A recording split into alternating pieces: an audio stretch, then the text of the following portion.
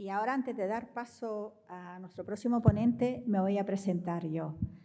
Mi nombre, soy Aida Alsola Medina, auxiliar administrativo de este hospital y paciente de COVID persistente.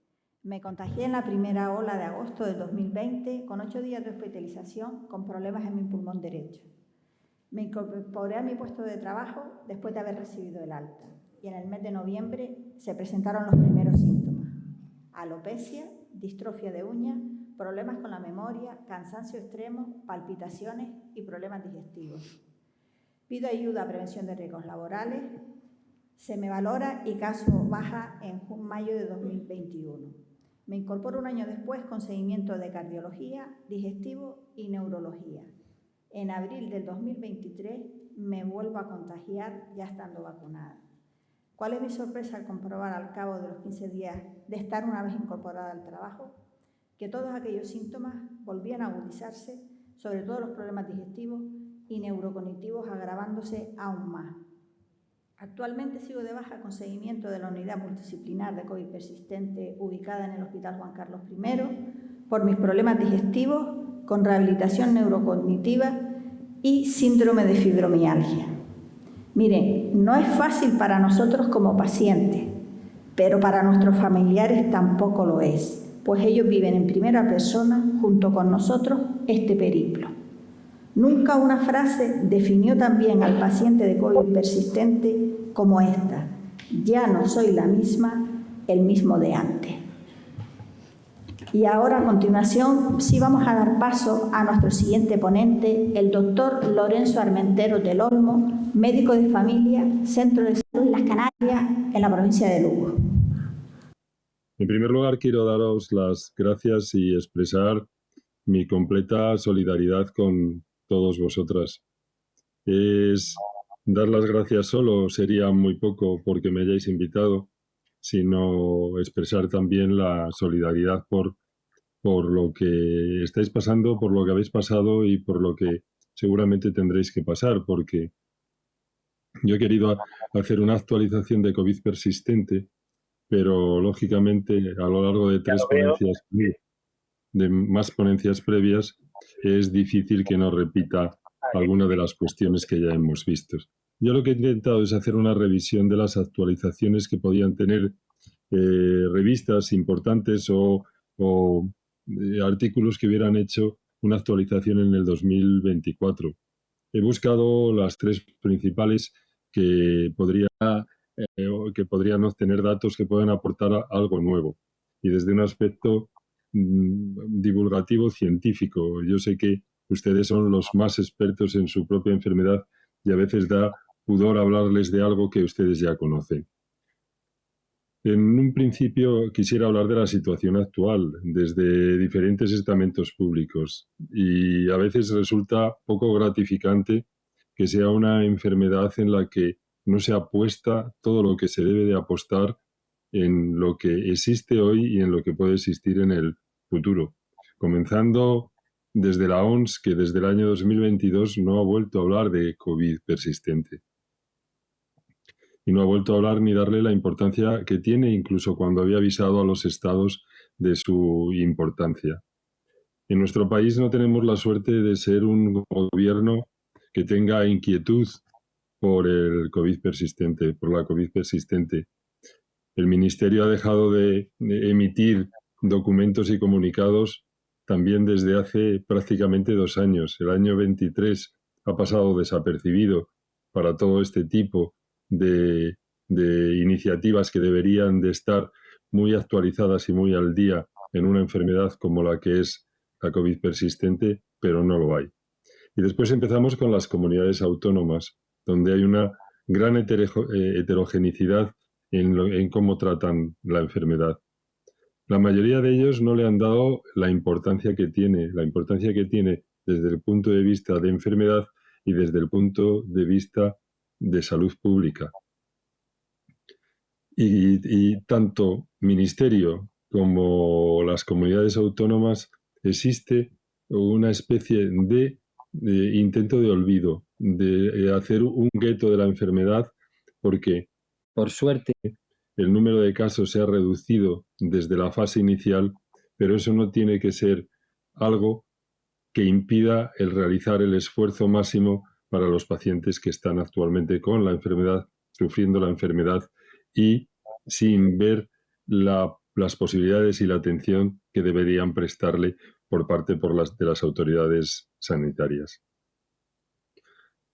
Encontramos más cercanía en determinados hospitales y personal implicado en los hospitales son los que verdaderamente están tirando del carro en la investigación de la COVID persistente y en el esfuerzo de atender a pacientes. Muchas veces desde el punto de vista personal. El ejemplo de Kanruti es un ejemplo paradigmático, pero por desgracia es único. Muy pocos hospitales tienen equipos multidisciplinarios, y una actividad interdisciplinar y completa respecto a esta enfermedad. Es un logro y es una apuesta que, aunque hayan tenido problemas y hayan tenido que utilizar la financiación privada, siempre han salido adelante y con un convencimiento de una apuesta por la pública. Y, por último, en la situación actual encontramos profesionales que de modo independiente, pues una persona en el Clínico de Madrid que estudia los efectos neurológicos, el Servicio de Medicina del Hospital Infanta Leonor en Madrid, y podríamos ir citando muchos hospitales, pero con actuaciones individuales. Entonces, el resumen es que tristemente tenemos que decir que la situación en la que estamos ha mejorado muy poco. Personas como los que podemos estar aquí implicados en este tema, pues a veces nos sentimos no solo defraudados, sino a veces desanimados de seguir, porque es un esfuerzo muy alto y a veces no se logra conseguir los efectos que necesitábamos. Y seguimos porque sabemos lo que se sufre y cuánto lo sufren los pacientes que conocemos, y eso es lo que nos estimula a seguir. Nada, en resumen, lo que les decía del apartado anterior, que ni por parte de las autoridades mundiales e incluso las autoridades españolas del Ministerio y de las comunidades autónomas hay una inquietud que nosotros esperábamos que tras 4 años se pudiera existir, que todo está basado con determinados servicios, algunos modélicos como el de Kanruti, o por profesionales implicados en diferentes hospitales. Entonces esto nos hace que tengamos una situación de futuro en la que tenemos que seguir batallando, y actuaciones como la que están haciendo en estas jornadas de poner en valor lo que es la enfermedad es necesario que se sigan realizando. Y desde el punto de vista científico y en otros aspectos muy importantes para ustedes, como puede ser el de la adaptación a la vida laboral. Les decía que desde la Sociedad Española de Médicos Generales y de Familia a la que pertenezco, que siempre hemos estado muy implicados desde el comienzo de la elaboración de la guía, estamos en diferentes proyectos de investigación. Conseguimos por parte de UNESPA una financiación que la estamos íntegramente dedicando a COVID persistente, y recientemente hemos recibido una beca para un estudio del Instituto Carlos III. Independientemente de esto, la creación de la red de investigación en COVID persistente, REICOV, a la que yo pertenezco y en la que hay muchas sociedades científicas que se unen, en un principio puede parecer que esto sería un gran valor dentro de la enfermedad, pero independientemente de que tiene mucho valor en la red de investigación, está basado también en las personas. No obstante, la parte positiva es que los que estamos muy implicados, seguimos implicados y seguiremos haciéndolo por ustedes, básicamente, porque son el motivo principal en el que sigamos con todo el trabajo que estamos realizando. Y ante esta situación compleja, intenté buscar si había algo que pudiera ser importante y llamativo, que pudiéramos resaltar entre todas las actualizaciones que se hubieran publicado en el año 2024. Hay un trabajo español que se publicó en la revista Frontier y tiene viene a resumir cosas que ya hemos hablado a lo largo de la mañana, que aunque vean que las repito, es simplemente ponerles en actualidad de lo que actualmente se está hablando de COVID persistente en los artículos de investigación, en los metaanálisis realizados. Este artículo, que está hecho por españoles, nos habla de que se identifica como una enfermedad de larga duración, como una inflamación, como un elemento básico de la enfermedad, que existe también una disfunción endotelial. Hay algo que también es una nueva vía de investigación donde investigadores conocidos, algunos de ellos españoles como Sonia Villapol o Hannah Davis, a nivel internacional, hablan de la intervención de la microbiota en el mantenimiento de COVID persistente en determinados pacientes. Algo que también se ha dicho y se sabe, que es la desregulación inmunitaria, la autoinmunidad y de la autoinmunidad y de la disfunción autonómica. Serían unos elementos y factores de riesgo que hacen que en determinadas personas ocurra la COVID y se convierta en COVID persistente y en otros no.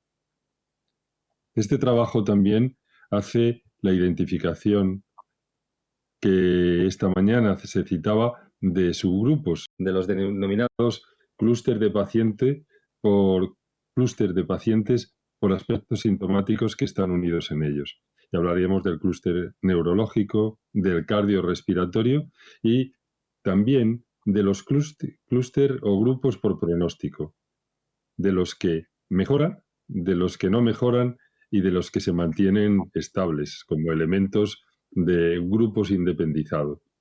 Cuando intenta valorar factores de riesgo, sigue siendo el sexo femenino como algo fundamental y básico, aunque con el tiempo esa predominancia femenina se ha ido difuminando y han aparecido casos de COVID persistente en todas las edades. Y en un grupo en el que a veces lo tenemos más olvidado, que son el de los ancianos muy mayores y frágiles.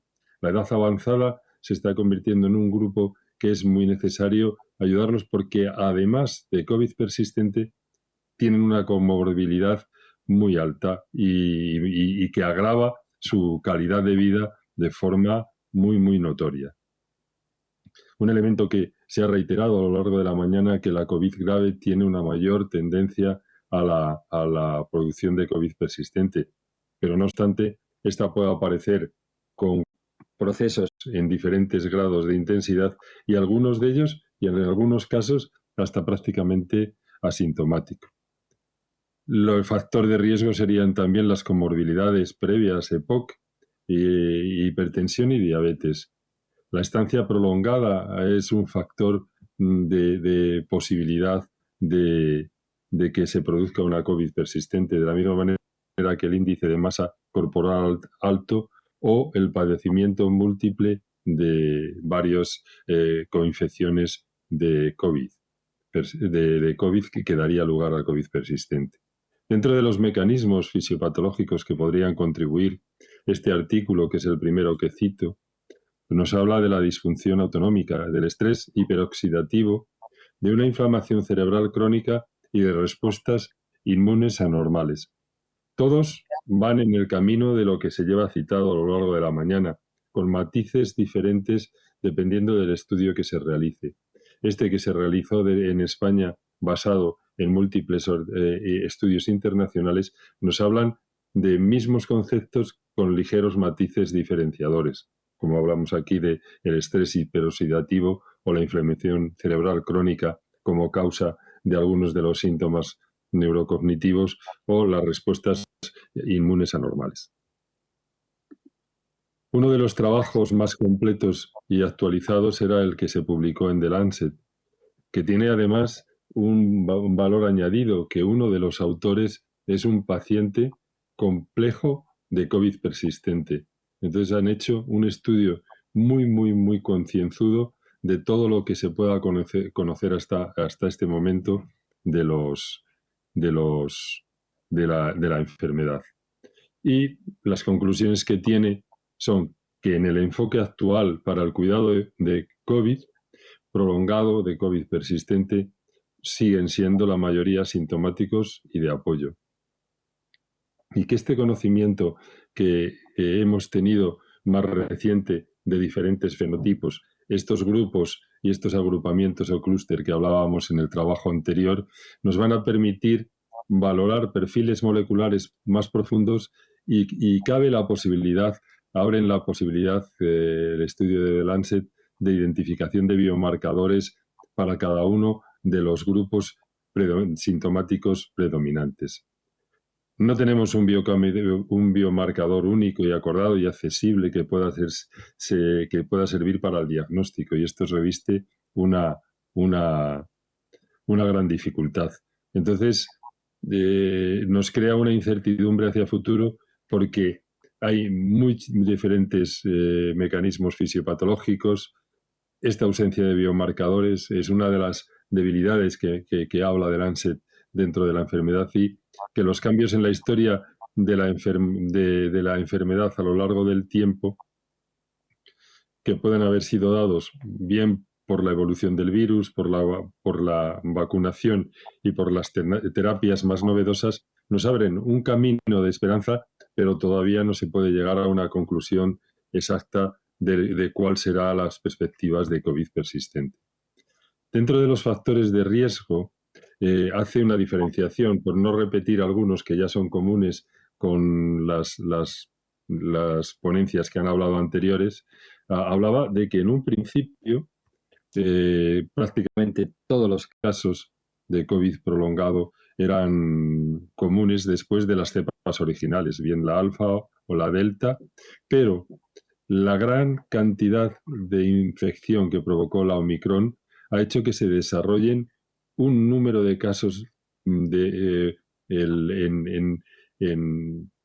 nuevos casos a partir de esta cepa. Al ser una infección tan alta y un número de casos tan alto, podríamos decir que la Omicron pudo y consiguió que infección de COVID persistente en un número de casos tan importante como fueron los iniciales.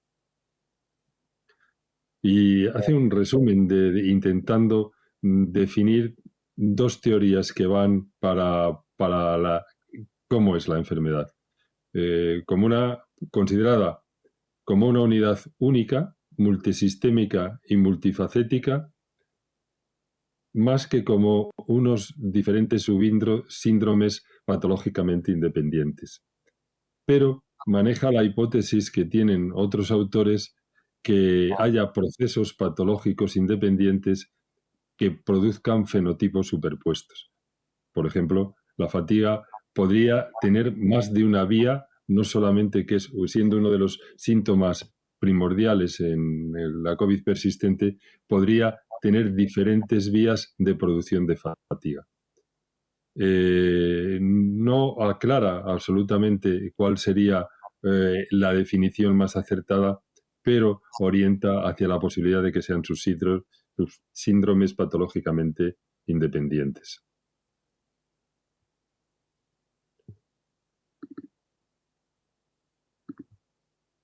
Lo que sí tiene muy interesante este artículo de The Lancet es la evolución de COVID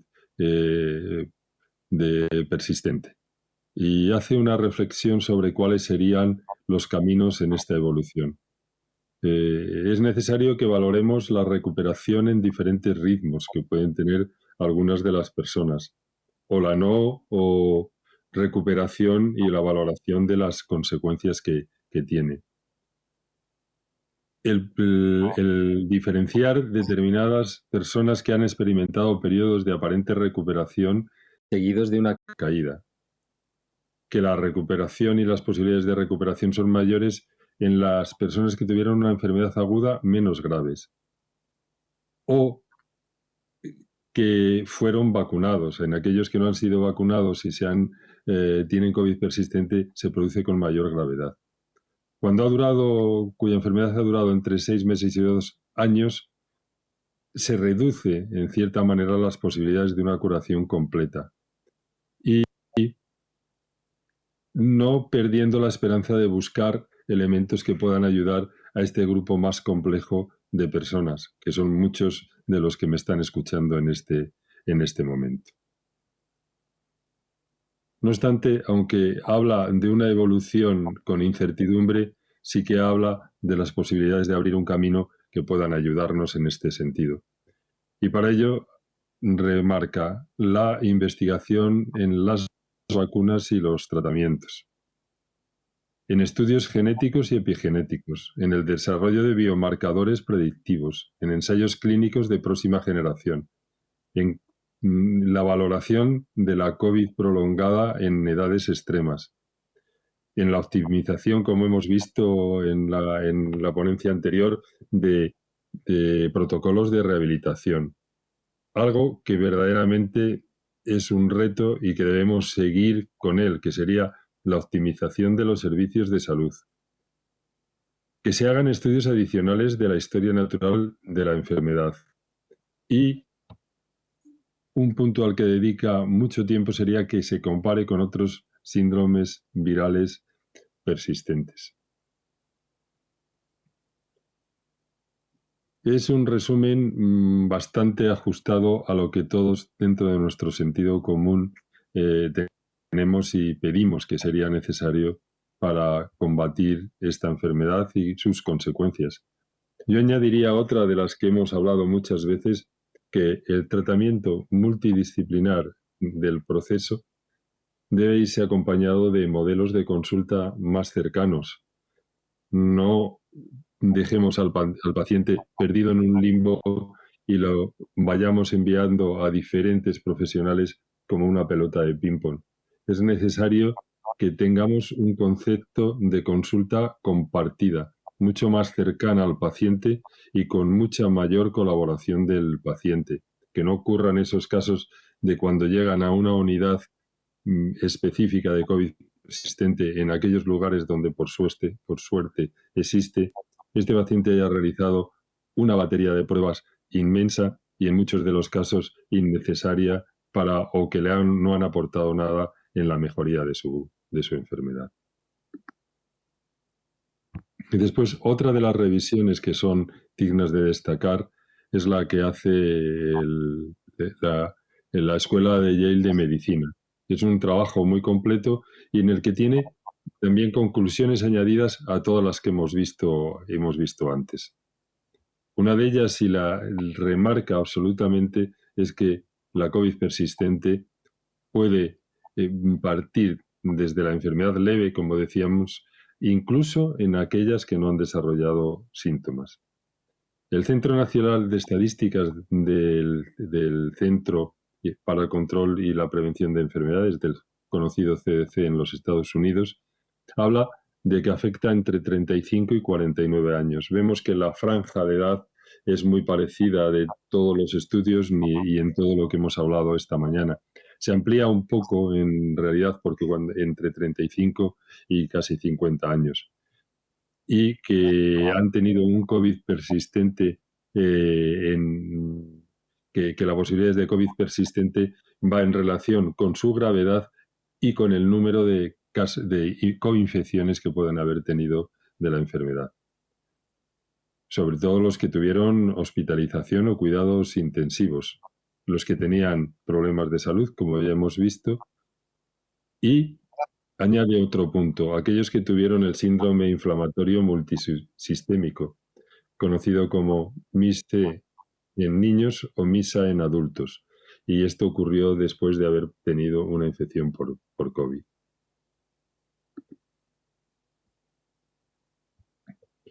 Entre las causas de que de por qué existe, en la revisión que realiza el Yale, habla del virus remanente que queda en determinados órganos, daña esos órganos y provoca las alteraciones posteriores.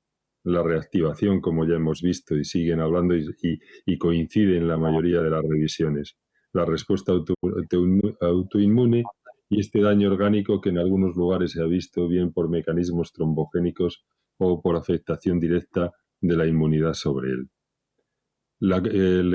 Se coincide en todos que la mayoría de las causas es una combinación de estos y otros factores.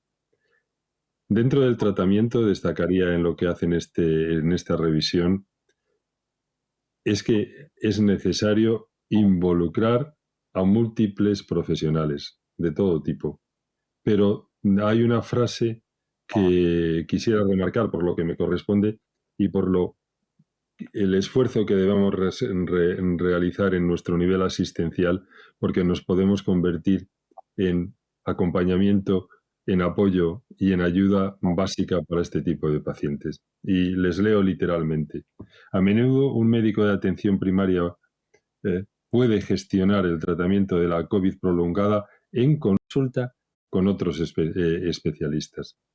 Cuando hablamos de esto, esa cogestión, esa consulta compartida, es el que se puede convertir en el eje sobre el que vertebre la actuación en este tipo de pacientes y el que coordine y dirija hacia dónde puede llevar al paciente. Es cierto que la mayoría de las unidades, excepto honrosas excepciones, no se cuenta con la atención primaria, en los que personas implicadas que hemos escuchado a lo largo de la mañana hemos visto que sí se cuenta. Y es básico que se cuente, que haya una concienciación muchísimo mayor en la atención primaria para la identificación de la enfermedad y para poder acompañarle y ayudarle.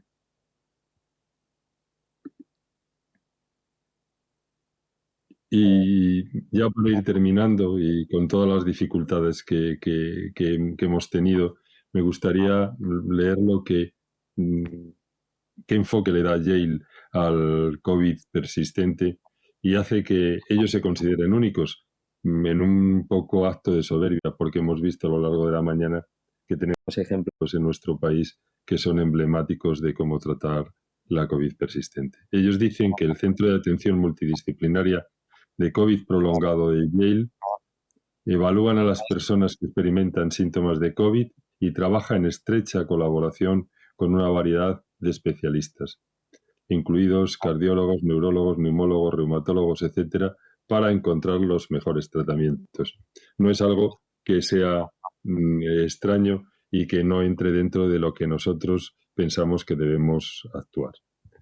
Como conclusión, es necesario seguir trabajando en la misma línea, con la misma intensidad, con el mismo esfuerzo ante las autoridades sanitarias, con el mismo esfuerzo ante nuestros compañeros que tenemos alrededor, concienciándoles de la necesidad de identificar pacientes nuevos, de acompañar a los pacientes ya conocidos y ayudarlos a que tengan verdaderamente una sensación de que no solo que creemos en ellos, sino que estamos trabajando por ellos, porque no creo que todos ustedes están cansados de a veces de buenas palabras y de pocos hechos. Debemos demostrarlo con los hechos, desde el nivel asistencial en el que estemos, y buscar aliados. Buscar aliados. Siempre vamos a tener algún aliado en el hospital. Al ser una enfermedad multifactorial, podemos encontrar un servicio que sea el aliado primordial, sea medicina interna, sean infecciosos, sean los cardiólogos, los neumólogos o los reumatólogos, cualquiera de ellos que puedan estar implicados, y a partir de ese germen tenemos que seguir insistiendo en unidades específicas, en unidades que al menos puedan tener una gestión de qué actividad vamos a realizar, que copiemos de los que lo hacen bien y que no volvamos a repetir aquello que se ha hecho mal. Ahora tenemos experiencia y debemos tener insistencia y persistencia en que lo que queremos conseguir es este apoyo a los pacientes, estas unidades multidisciplinares y este apoyo absolutamente necesario que necesitamos de las administraciones, que aún a 4 años vista y ante la magnitud del problema no se han centrado a darle la importancia como le han dado otros países como Estados Unidos, donde sí es considerada una enfermedad, un problema de salud pública y hay una inversión específica para el apoyo, la investigación, el tratamiento y la mejora de la calidad de vida de estos pacientes. Y vuelvo a repetir que siento mucho no haberlo podido explicar a través de las de las diapositivas, pero espero que al menos el mensaje haya podido transmitirse a través de mi voz y lo hayan recogido en la manera que quería que lo recogiera. Primero que nada, pedirle 1000 disculpas por los problemas que hemos tenido para que usted no pudiera hacer su presentación como tenía estipulado y 1000 gracias por su infinita paciencia, doctor Armentero.